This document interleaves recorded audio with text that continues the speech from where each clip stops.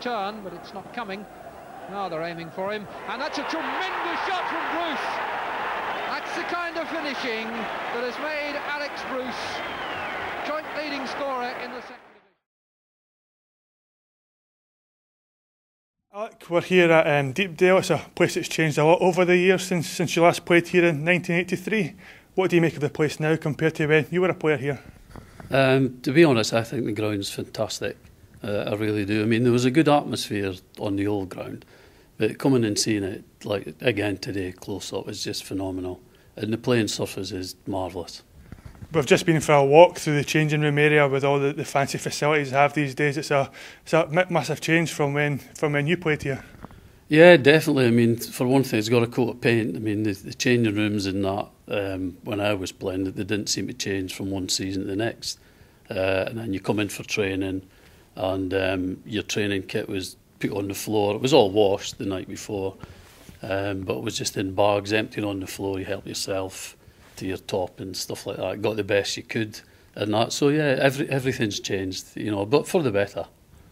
We're going to be doing this interview just talking over your career in general, Alex, so we'll start by how you arrived at Deepdale from Dundee. How did that all come about? Because obviously Dundee's a little bit further up the road than just a 5-10 minute drive, so how did you come from Dundee down to Preston? Right, well, the North End's chief scout in Scotland was actually from Dundee. He was a great football man called Jimmy Scott. Before me, he brought Archie Gemmell here, George Lyle, and then there was Mel Holden, Mick Baxter, Stuart Baxter. And he was based in Dundee, and I had trials at other clubs. And then I could have signed for Dundee or Dundee United on an S form, but you had to stay on at school for another year because there was no apprenticeships. So Jimmy was not pushing, but he was asking my family, well, can he come down early at 15 and take him an apprenticeship? So that's what I've done. And even just discussing coming down as a 15-year-old and then taking on an apprenticeship, it's a different world from what the youth academy players do these days. Yeah, it is. I mean, I know academy players now, they go to private schools, they get picked up from school by taxis, take them to training, they get all their kit laundered, put out for them, and just everything. They get their diet, you know. I mean, you come from Scotland and your diet's like a nice bun, you know, and a jam roll type of thing. So it's absolutely massively changed now. But having said that, I'd prefer when I came down than the way it is now. Do you think they're a bit pampered these days? Yeah, I think they're a lot pampered. I mean, before I came down to Preston, I had my first trial on the Christmas before I signed in April. And I was still doing like a milk round before going to school. So I was up at 5:30 in the morning, do the milk round, back home, a couple of rolls, and then off to school. And that. So yeah, I think they're well pampered now. You made your North End senior debut at the end of the 1971-72 season. It was a match away at Swindon. Do you have any recollections of that one? Yeah, the game was at Deepdale and that. And I mean, the recollections I have was just the play with some of the players at North End. Always had a great tradition of really good players and that. And to get in the first team was just like a dream for me and that. And ever since, I've loved playing on Deepdale ever since. Just looking over your career, Alec, obviously the first thing I noticed when doing a bit of research was that come the final game of the season, that seems to be when you make a bit of a name for yourself. And the first one I've got here is that the 1972-73 season you scored in the 1-1 draw against Burnley, which kept Preston in the league. Just how significant a goal was that for you personally? Yeah, it was a great goal to score. I mean, it wasn't a brilliant goal. I mean, Alan Lamb, I remember, got through, and I think Alan could have shot, to be honest. And he squared it to me, and I just put it in the past. I think it was Alan Stevenson was the goalkeeper. But yeah, it was a very important goal because it kept us up, and they went up to what would be the Premier League and that. So yeah, for a young lad, and then the second half, I can remember obviously trying to get a second goal to win the match. And the threats coming from the Burnley back four, you know, like it was like, if you take me on again, try and shoot, I'm going to break your leg type of thing. And it was non-stop. And then all of a sudden, all the play was in the middle of the park with 10 minutes, 15 minutes to go. Then years later, I was speaking to Paul Fletcher, who played at Burnley in the same match. And he says the North End back four were saying the same. The next time you turn me, we're going to break your leg. So it was obviously like 1-1 suited both teams. But when you're 19, like you're trying to get that winning goal and that, you know. So yeah, it was a great memory. Yeah. And as you touched on there, being a 19-year-old and being the club's top goal scorer that season with 13, just how much confidence does that give a young player in trying to make a career for themselves? To be honest, it gives you a lot of confidence. I wasn't, as a player, like, I never had a lot of confidence doing anything else, but from being a lad I just wanted to score goals. So the more goals I scored, the more confident I became. And that. So yeah, I mean, it's it gets you buzzing, you know, hit the back of the net, and you know, you still get that fear. I could still feel it now, to be honest. So, and that's all I ever wanted to do. So in 1974, that's when you moved to Newcastle in February.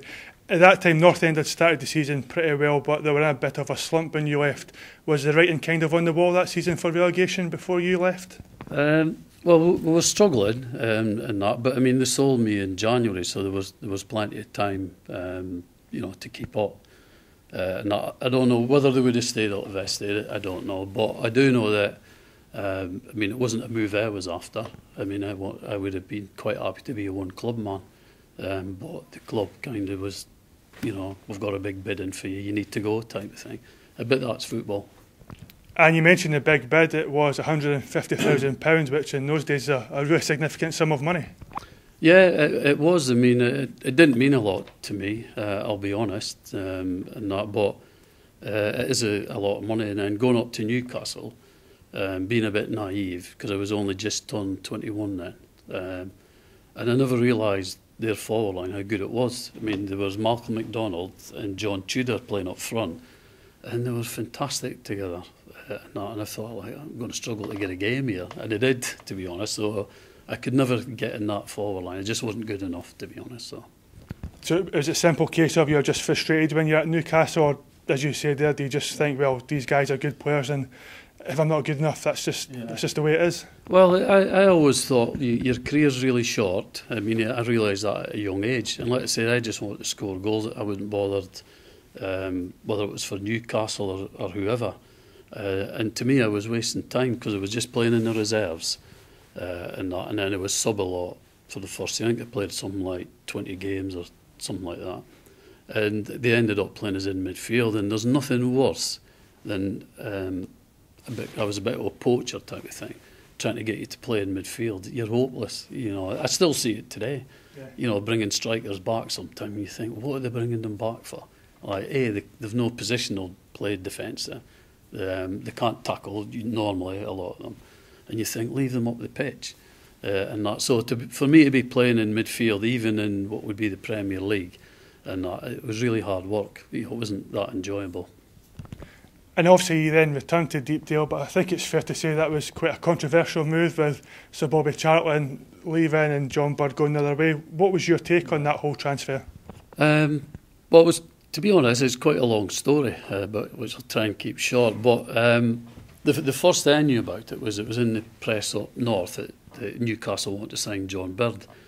Then at the time it was mentioned that myself or Mickey Burns, who used to play at Blackpool, would come in part exchange. So I then went in to see Gordon Lee and asked him, and he says, well, you know, you could go and speak to North End, because he was after John Bird, obviously a centre-half.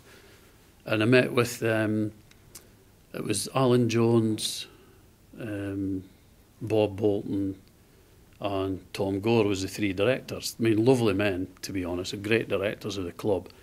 And I met with them on Garstang Road. And Mr Hemmings was obviously in the background because I think he was living down south, and that's so he was connected with the club. And I can remember agreeing the contract and one thing and another. And then I could remember this day saying, look, Bobby Charlton's going to resign, because it was all over the press. Maybe I better just leave it just now.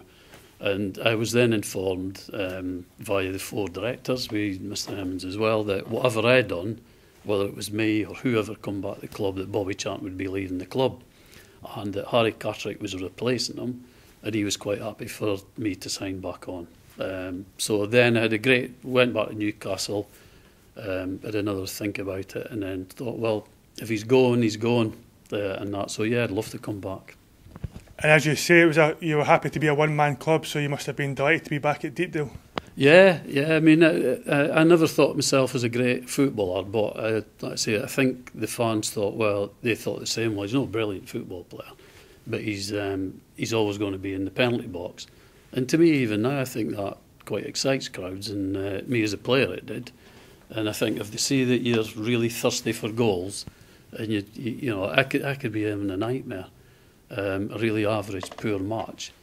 But I never shied away from getting in the box. I always thought, well, you nick one in the 89th minute, and all of a sudden, like, your spirits are lifted, and you think, well, okay, I've played rubbish, but I've scored. So, and that's what I wanted to do. So, yeah, probably drove everybody mad, like managers and players, like. But well, it certainly worked with the goals you scored over your career. That's for sure.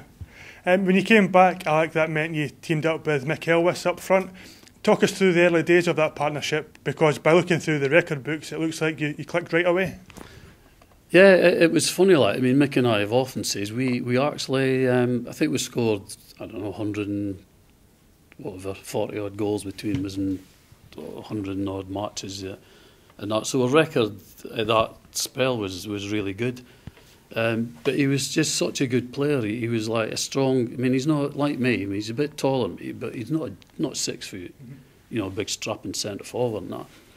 But he was just really strong. But he was a great player, Mick, and he was more mobile than me. You see him out on the left wing and right wing and getting, you know, crosses in and stuff like that. So it was fantastic to play. And we always say we never practiced once together on the training pitch, and we even. At a match last Saturday, and we were just discussing it again, saying like the best managers we played for were the ones that said go out and play where you want, and that's what we done.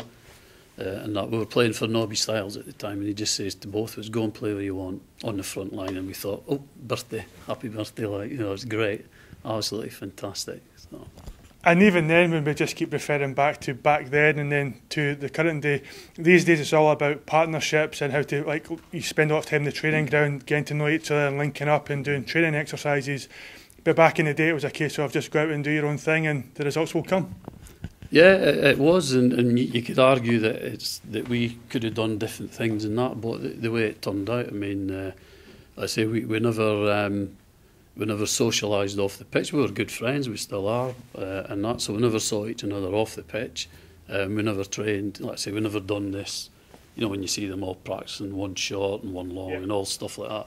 We done nothing like that, and that. But I knew that when Mick was in the box or wide, and I thought, like, you know, 9 times out of 10, you think this ball's going to come in the box, and that. And I think, from Mickey's point of view, hopefully he thought, like, well, Brucey's going to be in the box, and that's just where I played. You know, I never scored many long distance goals, so and it just seemed to gel. We just kind of knew where one another were going to be, like, just a bit instinctive, I think.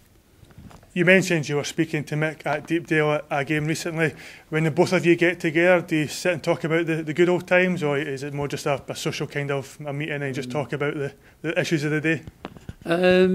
We don't talk a lot about the team now. We don't talk a lot about the past. Usually we're comparing injuries, just like Mick's hobbling around, I'm hobbling around, and whoever else is at the match, they're usually hobbling around and that. So yeah, just stuff like that, and, you know, a few of the funny things happen as we injuries and one thing and another, you know.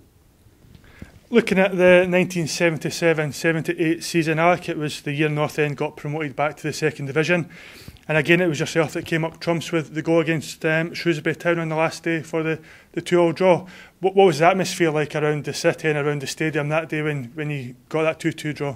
Well, the atmosphere was fantastic. I mean, unfortunately, we were 2-1 behind. Obviously, we 5-6 minutes to go. And that, so you could sense that bit of dread in the crowd, and we thought, like, we're going to blow this type of thing. Then I think if I'm right, we got a corner kick on the right, and Mick Baxter flicked it on, and I just put it in from about, I don't know, 3 or 4 yards. And that, then everything just suddenly changed, and the pitch was invaded, and we still hadn't gone up. And we only went up on the Monday when Wrexham drew with Peterborough. But yeah, it was great. And on the Monday, we were all at the club with the directors and stuff like that. Then they had a reception at the town hall and that. So yeah, great days, great memories. And in terms of importance, is that one of the bigger goals you've scored in your career? Yeah, I would have said so. Yeah, because sometimes, you know, you get the odd goal and you think, well, it didn't mean a lot tonight. We've got beat 4-1 or something like so. And that, but yeah, I would have thought so. Yeah, because apart from that goal, I think I was also joint top goal scorer with Pop Robson that season. If I'm right. No, it wasn't. That was the following season.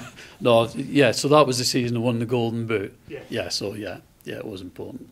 And just talking about that Adidas Golden Boot, do you know where that is these days? You still have that in a pride of place? I don't have anything out at home, and I think it's in a cupboard, but I'll go and have a look when I get home. Now you've mentioned it, and that. So yeah, I think it's in a cupboard somewhere. Despite that promotion, Mick Elms was transferred at the end of that season. Were you surprised by that, considering how well you two played together? Yeah, you're always disappointed, I think, when players move. I mean, I was devastated when they sold Mick, because obviously you think, well, blimey, like, you know, we scored a few goals, and both of us had a lot of goals left in us. Well, like we thought we did, and that. So yeah, it was devastating when they sold them. But again, North End, throughout that period, I mean, they sold Mark Lawrenson and Gary Williams to Brighton, and they were in our league, and that was disappointing as well, because you think, well, if players are going to Premier Leagues, you think, well, fair enough, and that. But when they were going, like Mark and Gary went to Brighton, and then I think Crystal Palace might have been in what was the Prem when Mick went, and I think they went down, and that. But yeah, it was devastating. Yeah. And we go from the high of the 77-78 season to 1980-81 and relegation, but you done everything you could that day, again on the final day, scoring both goals against Derby. Just how disappointing was that to be relegated just 2 or 3 years after being promoted? Yeah, again, like that was really disappointing. I mean, we knew if we went to Derby County we had to win, and we managed to get the win, and then I can't remember how the other results actually went on the day now. But yeah, that was really disappointing. And the sad thing was, everybody played really hard and well for Nobby Stiles and Alan Kelly as his assistant, and that. And we always, after the game, you know, a few days later, we thought, we hope they don't sack them, because Nobby was learning, like you learn as a player all your career really. Nobby was learning, and we thought he was doing a great. We thought we could bounce back with this squad, but unfortunately, Nobby lost his job, so that was disappointing as well. Fast forward in a couple of years, Alex, to 1983 in the summer when you moved to Wigan. With your time at North End ending, just how difficult was that for you to leave, considering the success you had here? That was very difficult time, but I think by then you learn that nothing surprises you in football, and I never got on well with Gordon Lee. Gordon was more a defensive-minded manager. He sold me back to Preston, but when he went to Newcastle, he sold Terry Hibbett and Malcolm MacDonald. And have you seen the two of them in action? They were the last two players you sell in the team. They were phenomenal and that. Great to watch. Malcolm MacDonald scoring goals for fun and that. So when he came here, I thought writing's on the wall. He didn't like my style of play, being a poacher, out and out striker and that. So I thought, I'm not going to last that long. And it probably lasted, I don't know, 2 seasons, and that was it. But really, yeah, really disappointing. But like I say, by then, you know what to expect. You just come in, you got a free transfer, you just get your boots and you go, and that's it. That's football. So, looking back over your career, Alex, you had 157 goals in 363 league matches, 7 top goal scorer awards, 1 joint top goal scorer award. Just how proud of you of how much you achieved here at Preston North End? Yeah, I'm really proud of it, to be honest. I mean, I love playing here, and like I said earlier, I think the fans thought, OK, he's not a great player, but if he could get goals for us. And that's what I focused on. Rightly or wrongly, I mean, I could have probably worked harder defending, and, you know, we'd have kept a few managers happier and stuff like that. But I didn't, and I'd done what I thought I was reasonably good at, which was try to put the ball in the back of the net. So yeah, I'm very proud of it, and that. And of course, apart from Mick Elms, I mean, I played with Steve Elliott, who was a great footballer, Mick Robinson, Mel Holden. I mean, there was a lot of good forwards at North End, so luckily for me, and that, so that helped me get the goals that I did. We'll finish off, Alec, with a a quick fire few questions for you, so we'll go through a few interesting things which the fans might like. Yeah. So we'll start with the best player you ever played with. I'd say it was Malcolm McDonald at Newcastle. The best player you ever played against? None really. All the centre halves were like big ugly 6 foot dribbling at the mouth, trying to kick you. So I'd say all of them, all that looked like that. Your career highlight? Every goal for North End, I'd say. Biggest career disappointment? Again, was being sold in the first place and then being freed by Gordonley. Best manager you worked with? Probably jointly, Alan Ball, who when I got into the team, and Nobby Styles. And we'll finish off with the best training ground bust-up you've seen or were involved in. Well, I wouldn't be involved in it. I mean, I couldn't kick anything or fight anybody in that. But no, I mean, it's hard to remember, really. But players do fight in training and that. I mean, and I have seen a few, and punches, you name it, headbutts and that. But that's part of training, so I can't remember a specific one, but there was a few. And with that, Alex, thank you very much for speaking to PNE Player. Okay, it's a pleasure. Thanks for asking. Thank you.